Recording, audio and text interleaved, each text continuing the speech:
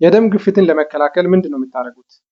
ወይም ደም ግፊት ካለባችሁ ጤነኛ ሆናችሁ ለመኖር ምንድነው የምታደርጉት?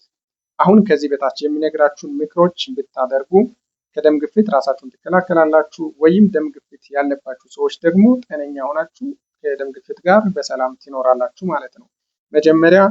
የመጀመሪያ ማድረግ ያለባችሁ ጥንቃቄ ጨው አብዝቶ አለመመገብ። ምግብ ውስጥ ያለውን ጨው በደንብ ከቀነሳችሁ ደም ግፊት ለመከላከልም ሆነ ደም ግፊት መድኃኒት ለሚወስዱ ሰዎች ደም ግፊት ለመቆጣጠር ይጠቅማል። ስለዚህ ጨው አብዝቶ አለመመገብ የመጀመሪያው ጥንቃቄ ነው። ሁለተኛ ጥንቃቄ በተቻለ መጠን በእግር መንቀሳቀስ ወይም ስፖርታዊ እንቅስቃሴ ማድረግ ከቻላችሁ እሱም ጥሩ ደም ግፊት ለመከላከል እና ደም ግፊትን ለመቆጣጠር የሚጠቅም አንዱ ተግባር ነው። ሌላኛው ደም ግፊት ለመቆጣጠር ወይም ራሳችሁን ከደም ግፊት ለመከላከል የሚጠቅማችሁ ኪሎ የጨመራችሁ ሰዎች፣ ወፍራም የሆናችሁ ሰዎች፣ ቦዲ ማስ ኢንዴክስ የምንለው ቦዲ ማስ ኢንዴክሳችሁ ከኖርማል በላይ የሆናችሁ ሰዎች ኪሎአችሁን ለመቀነስ ኪሎ እንዴት ነው የምትቀንሱት? አንደኛ ስፖርት በመስራት፣ ሁለተኛ የምትበሉት ምግብ ከምትሰሩት አንሶ መገኘት አለበት። ስለዚህ ኪሎ መቀነስ፣ ስፖርት መስራት፣ ምግብ ውስጥ ያለውን ጨው ቀንሶ በመውሰድ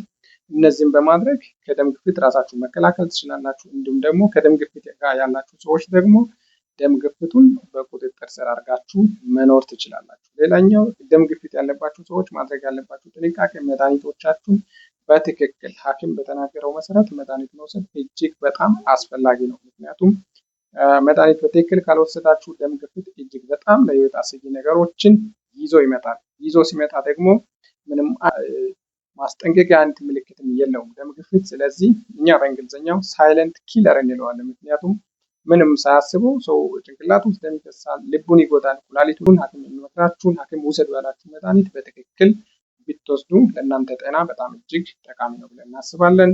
ደም ግፊት ላለባቸው ሰዎች ይህን ቪዲዮ ላኩላቸው። ለእናንተም ለአጠቃላይ ለማንኛውም ሰው ይጠቅማል ይህ ቪዲዮ። ስላዳመጣችሁ አመሰግናለሁ።